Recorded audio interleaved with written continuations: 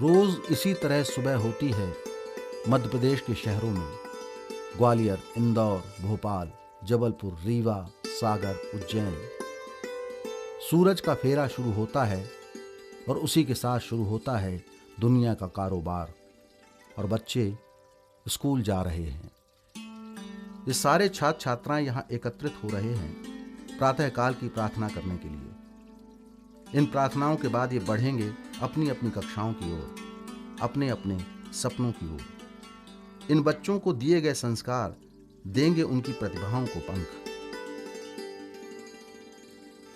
बालिका शिक्षा को प्रोत्साहन देने के लिए अनुसूचित जाति वर्ग की ऐसी छात्राएं जिन्होंने 9वीं क्लास में साइकिल प्राप्त नहीं की थी, कक्षा 11 में अध्ययनरत रहने पर साइकिल प्रदान योजना का लाभ दिया जा रहा है। वे साइकिल से स्कूल जा रही हैं। साइकिल क्रय करने की राशि सीधे उनके बैंक खातों में जमा की जाती है। इस योजना में आय सीमा का कोई बंधन नहीं है। अनुसूचित जाति के कक्षा 6 से 12 तक के प्रतिभावान छात्र छात्राओं को आवासीय सुविधा युक्त गुणवत्तापूर्ण शिक्षा प्रदान करने के लिए संभागीय मुख्यालयों में ज्ञानोदय विद्यालय हैं। ये आवासीय विद्यालय प्रदेश के 10 संभागीय मुख्यालयों पर हैं। इंदौर, ग्वालियर, भोपाल, उज्जैन, जबलपुर, रीवा, सागर, शहडोल, होशंगाबाद, मुरैना। ये ज्ञानोदय विद्यालय अपनी गुणवत्तापूर्ण शिक्षा के लिए पहचाने जाते हैं।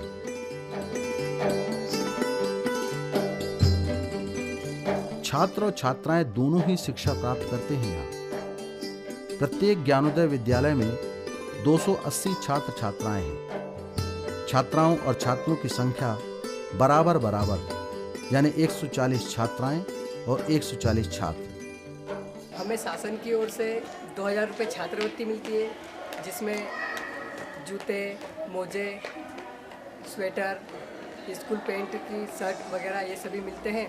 इसी के साथ साथ हमें तेल साबुन के लिए 100 रुपये हमारे अकाउंट में सीधे ट्रांसफ़र किए जाते हैं। प्रत्येक जिला मुख्यालय में अनुसूचित जाति वर्ग के छात्र छात्राओं को बेहतर शिक्षा देने के लिए उत्कृष्ट विद्यालय है।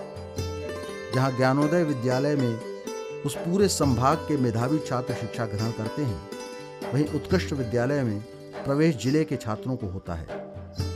हम उज्जैन के उत्कृष्ट विद्यालय में हैं, जहां लंच ब्रेक खत्म होने को है। छात्राओं ने अपना टिफिन जल्दी खत्म किया और वे छात्रों से पहले अपनी कक्षा में पहुंच गए। वर्चुअल क्लास में छात्र छात्राएं समय से कुछ पहले ही पहुंचना चाहते हैं।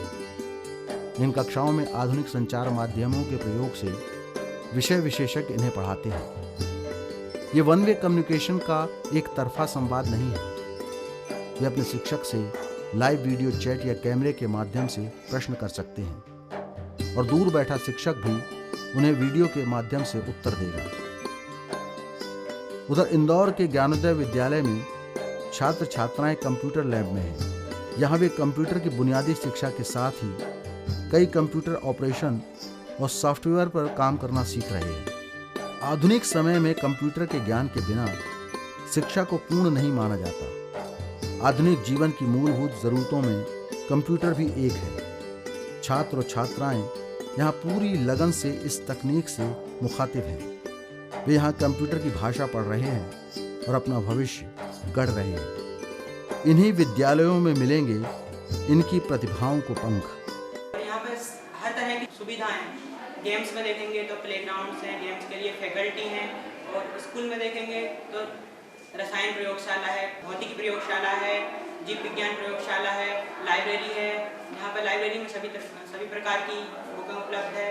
ज्ञानवर्धक बुकें हैं और कंपटीशन एग्जाम के लिए सभी प्रकार की बुकें हैं। और हमारे सरों का कहना है, आपकी तो सोच है केवल बादल के उड़ानों तक, लेकिन मेरी तो निगाहें हैं सूरज के ठिकानों तक। इन्हीं वाक्यों को लेकर वो हमको हमेशा मोटिवेट करते रहते हैं और हम उनके सपनों को साकार करेंगे और अपने भविष्य को उज्जवल बनाएंगे। ज्ञानोदय विद्यालय भोपाल की छात्राएं और छात्र केमिस्ट्री लैब में हैं। यहाँ वे रसायन शास्त्र के प्रयोग कर रहे हैं। रासायनिक क्रियाओं का प्रायोगिक अध्ययन इन छात्रों को विषय ज्ञान से परिपूर्ण करेगा और देगा प्रतिभाओं को पंख। ज्ञानोदय विद्यालय जबलपुर के छात्र और छात्राओं की केमिस्ट्री प्रैक्टिकल क्लास का भी यही समय है। वे भी कमोवेश वही प्रयोग कर रहे हैं। उन्हें एक लवण या साल्ट दिया गया है और विभिन्न रसायनों से उसकी क्रिया कराकर रंगों और गंधों से यहाँ पता लगाया जाता है कि ये लवण कौन सा है। इसी समय इंदौर ज्ञानोदय विद्यालय की केमिस्ट्री लैब का भी यही नज़ारा है। रसायन शास्त्र की प्रयोगशाला आधुनिक उपकरणों से सज्जित है। ये प्रयोगशाला इन छात्र छात्राओं की रुचि रसायन शास्त्र में बढ़ाती है और देती है प्रतिभाओं को पंख। अपने समय के महान रसायन शास्त्र व्यक्ति के शहर उज्जैन के उत्कृष्ट विद्यालय में ये छात्राएं और छात्र अपने शिक्षक के मार्गदर्शन में रसायन शास्त्र का प्रायोगिक ज्ञान हासिल कर रहे हैं। इन विद्यालयों की प्रयोगशालाएं आधुनिक हैं और रसायन विज्ञान के प्रयोगों की बेहतर सुविधाएं यहाँ पढ़ रहे छात्र व छात्राओं को उपलब्ध है। ये गणित की क्लास है, यानी गणनाओं पर ध्यान केंद्रित करने का स्थान। प्राचीन उज्जैन आकाशीय गणना करने वाले गणितज्ञों का शहर था।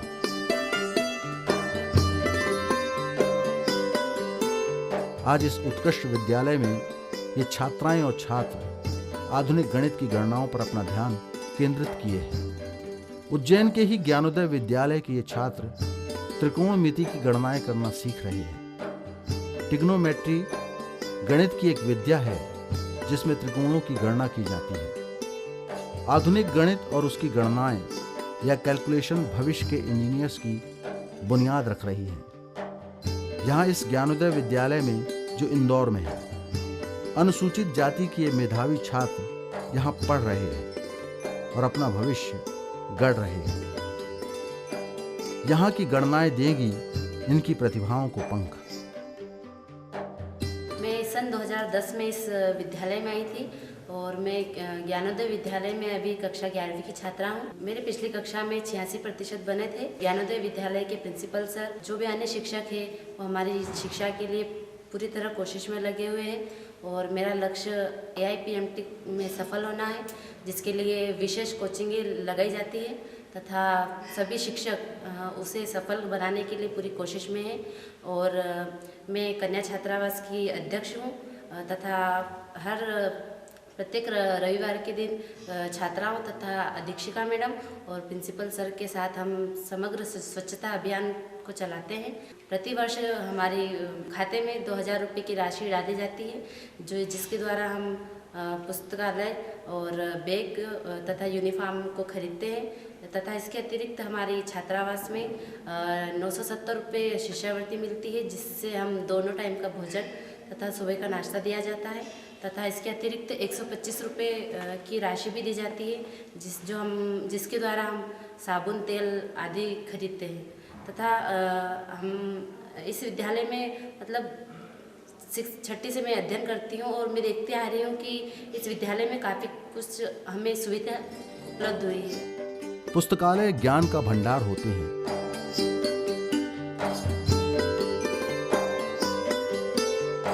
और हर एक को उसकी रुचि के अनुसार ज्ञान से परिपूर्ण करते हैं।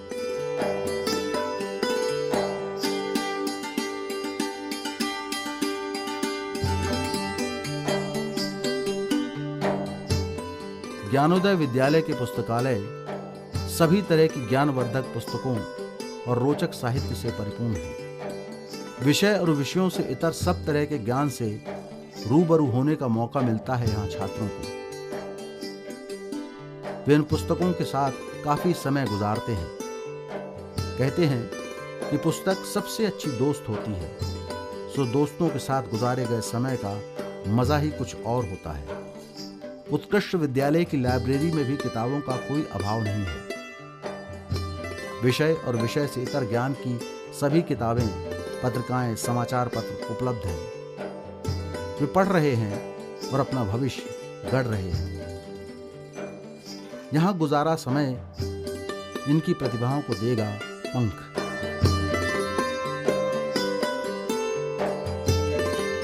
ज्ञानोदय विद्यालय के छात्रावास में दोपहर भोजन अवकाश का समय स्कूल में पढ़ाए गए विषयों के अध्ययन का भी होता है। और लो, समय हो गया अब वापस स्कूल जाने का। एक ही परिसर में बालकों और बालिकाओं के लिए अलग अलग छात्रावास हैं। यहाँ ये अनुशासित जीवन जीना सीखते हैं।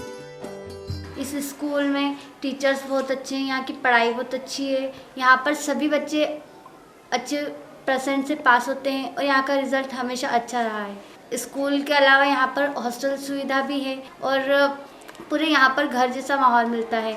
हमको ना ही माता पिता की कमी में का एहसास होता है। खाने में हमें रोटी, सब्जी, दाल, चावल, अचार सभी मिलता है।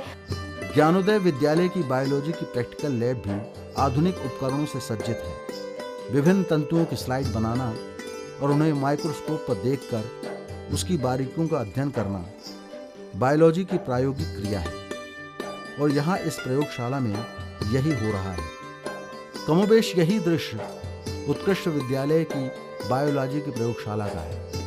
वहाँ स्लाइड कुछ और थी और यहाँ स्लाइड कुछ और है, पर प्रयोग वही है। छात्र और छात्राएं पूरे मनोयोग से ये प्रयोग कर रहे हैं और अपना मुस्तकबिल गढ़ रहे हैं।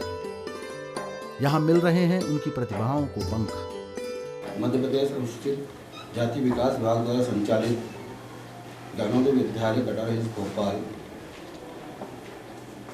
में कुल 280 छात्र छात्राएं पढ़ते हैं। इनमें 140 छात्राएं और 140 छात्र हैं।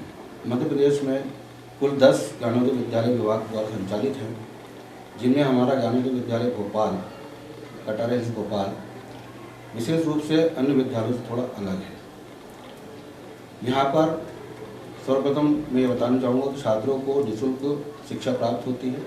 विभाग के द्वारा इनको यूनिफॉर्म, कॉपी, किताब उसके लिए 2000 रुपये जुलाई में दिए जाते हैं। इसके पश्चात छात्रों के लिए हॉस्टल की बेहतर सुविधा है। यह आवासीय विद्यालय पूरा शिक्षक स्टाफ और छात्र छात्राएँ कैंपस में ही निवासरत रहते हैं। ये विद्यालय कुल 17 एकड़ में निर्माणाधीन है। इस विद्यालय में पढ़ने वाले संभाग के और पूरे मध्य प्रदेश के कहीं के भी छात्र प्रवेश ले सकते हैं।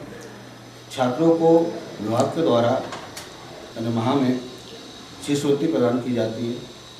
उसका 10% उनके खाते में डाला जाता है ताकि वे अपना तेल, साबुन और अन्य वस्तुओं को खरीद सके और उसका उपयोग कर सके। खेल बच्चों की सहज वृत्ति है और वे यहाँ वही कर रहे हैं। जबलपुर के रांझी में पहाड़ी पर बने इस ज्ञानोदय विद्यालय के पास खेल का मैदान नहीं है, ऐसा एहसास यहाँ नहीं होता। जितनी जगहों पर यहाँ क्रिकेट हो रहा है, ये देखना भी यहाँ एक अनुभव है।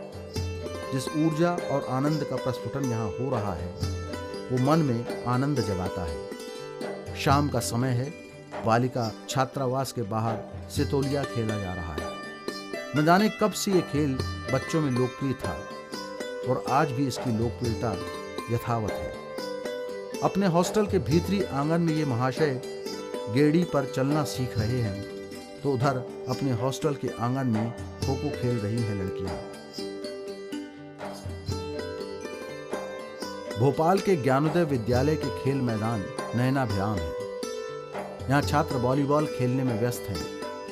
ये उन चुनिंदा खेलों में से एक है जो सारी दुनिया में खेला जाता है। जिस दक्षता से ये यहाँ टेनिस खेल रहे हैं, वो काबिले तारीफ है। इन खिलाड़ियों के शरीर की लय और आपसी तालमेल इस खेल में उनके बेहतर भविष्य की ओर संकेत करता है। इंदौर में टेबल टेनिस खेलते छात्रों में वो एकाग्रता नहीं दिखी, पर इससे खेल का आनंद कहाँ कम होता है। हॉस्टल में ये छात्र पूरी एकाग्रता के साथ शतरंज खेल रहे हैं। बौद्धिक कसरत यहाँ भी जारी है। इधर बाहर शाम के धुंधलके बढ़ रहे हैं, उधर छात्रावास में शाम का भोजन तैयार हो रहा है। इनका भोजन सुस्वाद हो और भरपूर पोषण उसमें हो, इस बात का विशेष ध्यान रखा जाता है। शाम 7:30 या 8 बजे का समय रात के भोजन का समय है।